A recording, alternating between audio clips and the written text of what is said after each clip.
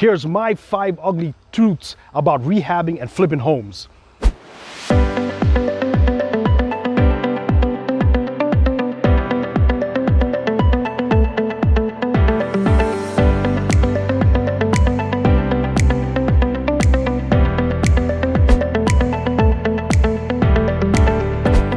What is up, everybody? It's your boy, Real Estate Investor Sav. If you don't know who I am, I'm the Windsor expert in ADU conversions, in GCing your projects. I'm a flipper and I'm a specialist. In today's video, I'm going to be talking about the 5 ugly truths about rehabbing and flipping homes. Okay, 1, unreliable and unexperienced contractors. Okay, all these guys will talk about how they've done so many jobs and they save money for their clients, but then when you give them the project and give them the contract, they never show up to work in the first place. What's worse, they might take your money first and then never show up to work.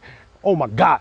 All right. So I remember when I did my first ever flip, I hired a GC, and guess what? Exactly, truth came to reality. All right. I was at the job more than the actual GC was. Right? So it took a long time. He couldn't deliver and I lost money on the project. And now through my learnings, let me share that with you, how we can mitigate that risk. Okay, so 2 things. Number 1, always vet the contractor. Go to other investors who have used said contractor. Ask them about their experiences.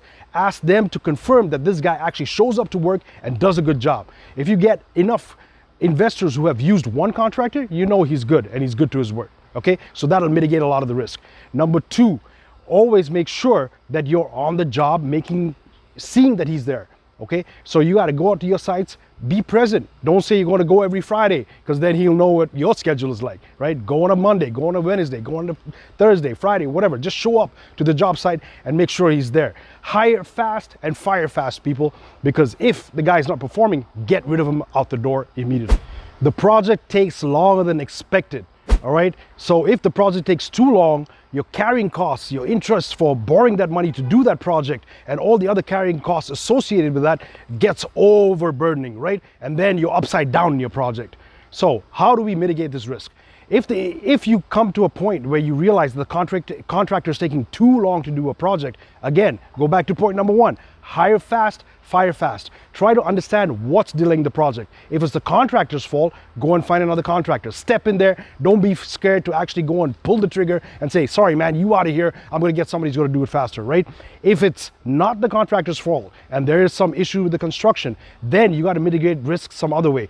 Always make sure that you have a contingency in your budget when you're running your numbers in the first place. Always put a contingency in the budget. I cannot stress the importance of that, because in times like this, when there's a project overrun, that contingency is going to help you save your project. Construction costs are more than what you budgeted for. Again, go back to the contractor and ask him, you told me it's going to cost me X, Y, and Z to run this project. I hope you got other contractors' quotes, because then you can compare, right? Right before you started the project and gave that contract to that contractor, you should have got multiple quotes. Always get multiple quotes. So if one guy is saying it's going to cost you $10,000 to drywall this place, make sure the other 2 guys are in and around the same number. Because when they start and suddenly if he comes back and says, I know what, it's now 15 grand to drywall something that he quoted 10 grand for, you can push back and say, nah, man, I got other contractors who also gave me close enough quotes to the 10 grand. So you're bullshitting me. All right. So always get multiple quotes. Number 4, hidden requirements from the city.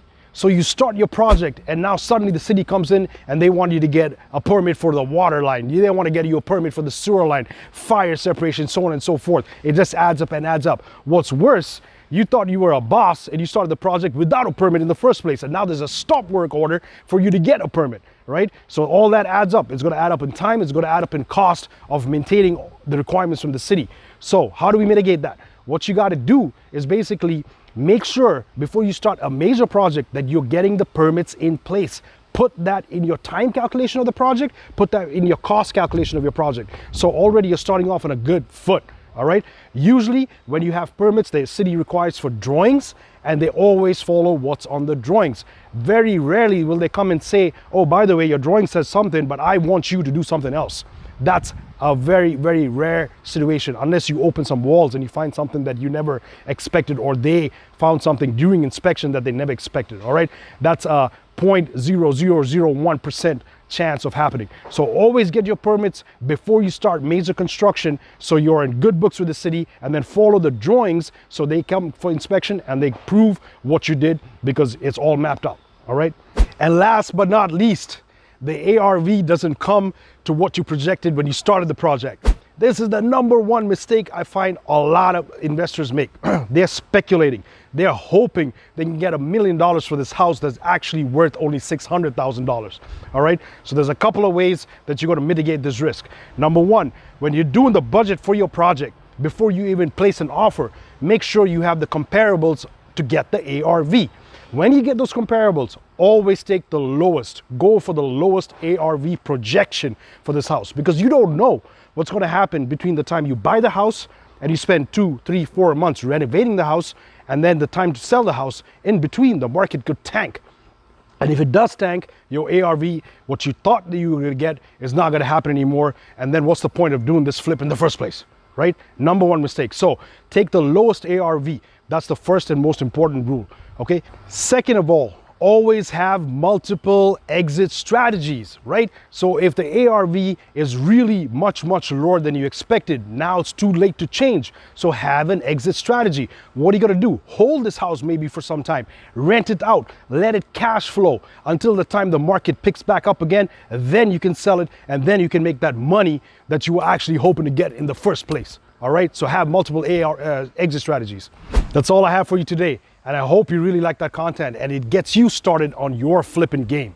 All right, so if you like more content like that, hit that subscribe button, give me a thumbs up, follow me on all my social media, and we put great content for you out there. Until next time.